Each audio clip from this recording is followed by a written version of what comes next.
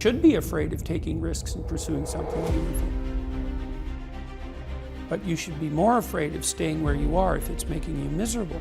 It's like the first thing you want to do is dispense with the idea that you get to have any permanent security outside of your ability to contend and adapt. It's the same issue with children.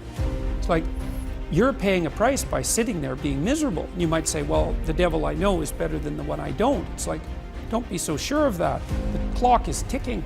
Yeah, and if you're miserable in your job now and you change nothing, in 5 years you'll be much more miserable and you'll be a lot older. It's a luxury to pursue what makes you happy.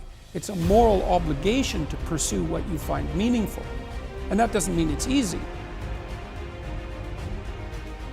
You know, if you take people, and I've told you this, and you expose them voluntarily to things that they are avoiding and are afraid of, you know, that they know they need to overcome in order to meet their goals, their self-defined goals. If you can teach people to stand up in the face of the things they're afraid of, they get stronger. And you don't know what the upper limits to that are, because you might ask yourself, like, if for 10 years, if you didn't avoid doing what you knew you needed to do, by your own definitions, right, within the value structure that you've created to the degree that you've done that, what would you be like? Well, you know, there are remarkable people who come into the world from time to time, and there are people who do find out over decades-long periods what they could be like if they were who they were, if they spoke their being forward. And they get stronger and stronger and stronger, and we don't know the limits to that. We do not know the limits to that. I wish I had not waited 14 years. Somebody said if you want to lose something, lose money. You can get that back. 8 out of 10 millionaires have been financially bankrupt. Walt Disney filed bankruptcy 7 times and had 2 nervous breakdowns. But don't lose time. There were 14 years I sat on the sideline. 14 years I said, I don't have an investor in me like Tony Robbins. 14 years that said, I don't have an MBA or a PhD, and I can't compete with these guys. I have the complexion of rejection. 14 years I silenced myself. Wow. And so I regret that, because there are some people that maybe if they'd heard my voice, they would not have turned to drugs. If they'd heard my voice, their lives would have taken a different direction. And I can't get those 14 years back. That haunts me, and I think that drives me when I speak with such energy. I'm trying to make up for that time, but I can't. Time is short. What is your life? It's even a vapor that appeareth for a little time and then vanisheth away. If someone had told me when I was 20 years old that life was very short and would pass just like that, I wouldn't have believed it.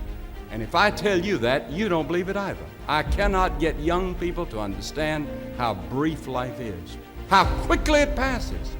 It seems like yesterday I was in school.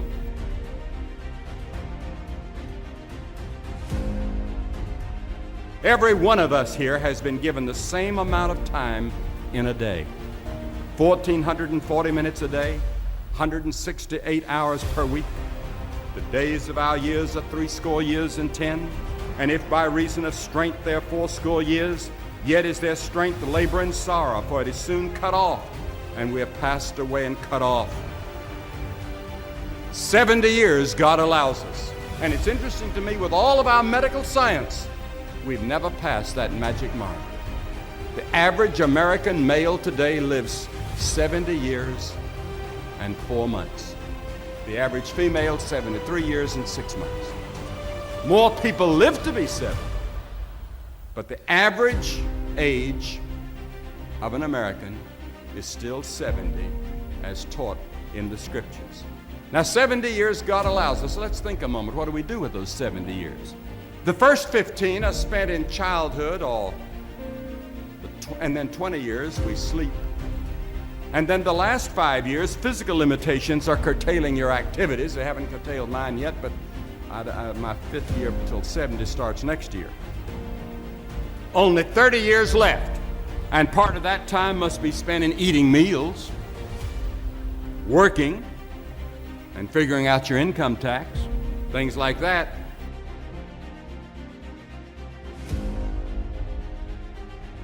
Now is the accepted time. The things we ought to do, the classes we ought to take, the books we ought to read, do it now. The family that needs you, spend more time now. Write that letter home now that you've been meaning to write. Money you ought to give now. Time for study, do it now. People you ought to witness to, do it now. Every time the clock ticks, it seems to say now. Today, if you will hear his voice.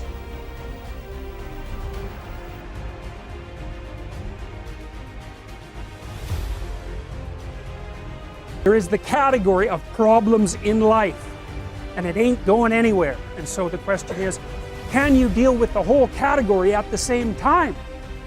That's the thing. That's how to be in the world, is to deal with that category all at the same time.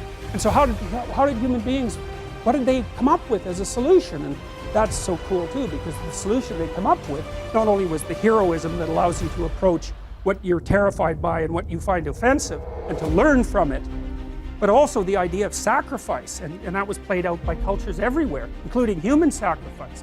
And you think, what the hell was up with those crazy bastards so long ago? They were sacrificing to gods all the time. What kind of clueless behavior was that?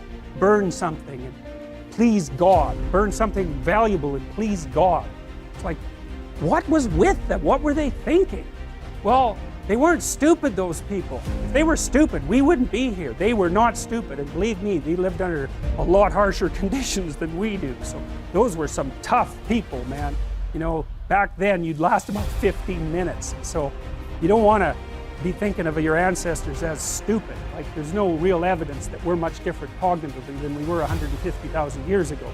So anyways, sacrifice. What does that mean, sacrifice? Well, it's a discovery, man. It's the discovery of the future. It's like the future is actually the place where there is threat.